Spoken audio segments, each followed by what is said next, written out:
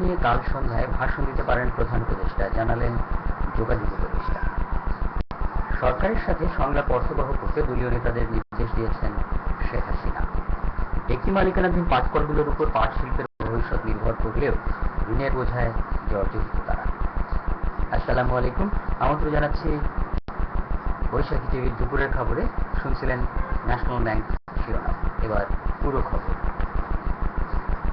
সবকিছু ঠিক থাকলে প্রধান উপদেষ্টা ডক্টর ফখরুদ্দিন আহমেদ কাল জাতির উদ্দেশ্যে ভাষণ দিতে পারেন বলে জানিয়েছেন সংলাপের দায়িত্বপ্রাপ্ত অন্যতম উপদেষ্টা অবসরপ্রাপ্ত মেজর জেনারেল গোলাম কাদের।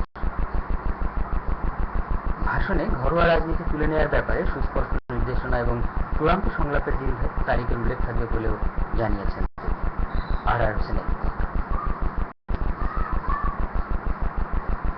সরকারের সাথে সংলাপকে যে কোনো মূল্যে অর্থবহ করতে দলীয় নেতাদের নির্দেশ দিয়েছেন কারাবন্দী সাবেক প্রধানমন্ত্রী শেখ হাসিনা। তবে তার আগে সরকারের এজেন্ডা জেনে নিতেও বলেছেন তিনি। লিগ 29 দুর্নীতি মামলায় হাজিরা দিতে আজ আদালতে এসে আইনজীবীদের এসব কথা বলেন তিনি। এ মামলার অন্যতম আসামি সাবেক সেনাপ্রধান অবসরপ্রাপ্ত জেনারেল মুস্তাফিজুর রহমান অসুস্থতার কারণে অনুপস্থিত থাকায় আবারও পিছিয়ে গেছে চার্জ গঠনের শুনানি। মঞ্জুর আলী করিমের রিপোর্ট। বিশেষ অভিযানের আওতায় সারা দেশে রোজ গ্রেপ্তারকে গণগ্রেপ্তার বলতে অস্বীকার করে পুলিশের আইজি নূর মোহাম্মদ। গণগ্রেপ্তার বলে অস্বীকার করে পুলিশের আইজি নূর মোহাম্মদ বলেছেন, রাজনৈতিক উদ্দেশ্যে নয়, সুনির্দিষ্ট অভিযোগে এই অভিযান চলছে। সকালে রাজধানীর একটি হোটেলে পুলিশের আগামী 3 বছরের কৌশল পরিকল্পনা প্রকাশ করেছে অনুষ্ঠানে তিনি এসব বলেন। আরো জানাচ্ছেন আশিকুর রহমান চৌধুরী।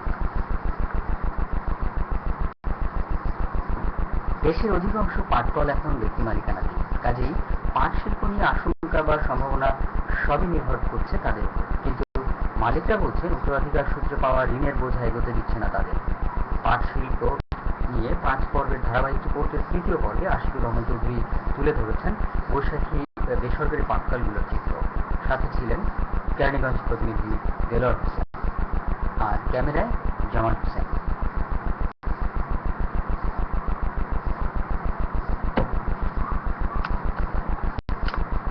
সাধারণ মানুষের কথা শোনার জন্য বিভিন্ন পর্যায়ের স্থানীয় সরকার প্রতিনিধিদের সাথে সংলাপ করার চিন্তা ভাবনা চলছে বলে জানিয়েছেন স্থানীয় সরকার উপদেষ্টা আনোয়ার ইকবাল।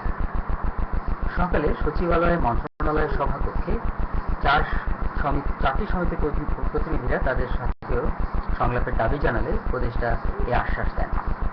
অন্যদিকে বাণিজ্য উপদেষ্টা ডক্টর হোসেন জিল্লুর রহমান জানিয়েছেন, বড় দলগুলোকে সংলাপে বসানোর জন্য চেষ্টা চালিয়ে যাচ্ছে সরকার। স্থানীয় সরকার প্রতিনিধিরা দ্রুত স্থানীয় সরকার নির্বাচন অনুষ্ঠানের দাবি জানান। তারা সাম্প্রতিক ধরপাকড়ে যেন স্থানীয় সরকার প্রতিনিধিদের কেউ হয়রানির শিকার না হন সে ব্যাপারে স্থানীয় সরকার উপদেষ্টার সহায়তা কামনা করেন।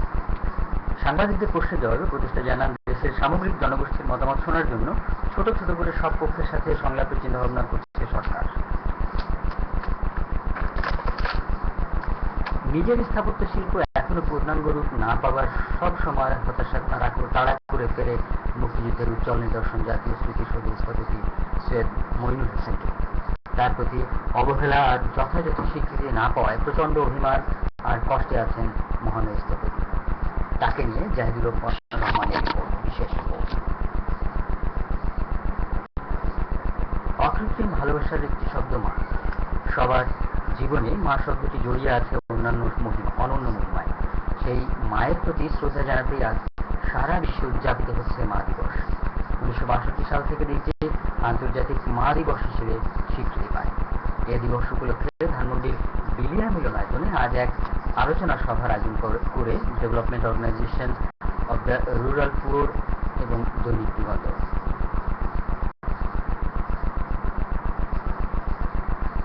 মা দিবসকে জাতীয় দিবস ঘোষণা ও মা কেন্দ্রিক বাজেট চাই শীর্ষকে আলোচনা সভায় বক্তৃতা করেন মহিলা ও শিশু বিষয়ক উপদেষ্টা ডক্টর রাশেদা কে চৌধুরী, সাবেক উপদেষ্টা ASM শাহজাহান, M হাফিজউদ্দিন খান, বাংলাদেশ অর্থনীতি সমিতির সভাপতি ডক্টর খালিদুজ্জামান আহমেদ প্রমুখ।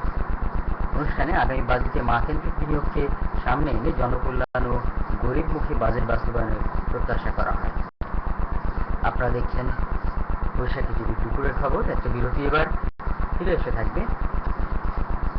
যুক্তরাষ্ট্রের অঙ্গরাজ্য গুয়ামের প্রাইমারিতে হিলারি ক্লিন্টনকে হারিয়ে আরও এগিয়ে গেলেন বারাক ওবামা। নার্গিসের আঘাতে মায়ানমারের পূর্ব উপকূল লণ্ডভণ্ড, রাজধানী সহ সারা প্রদেশে জরুরি অবস্থা ঘোষণা।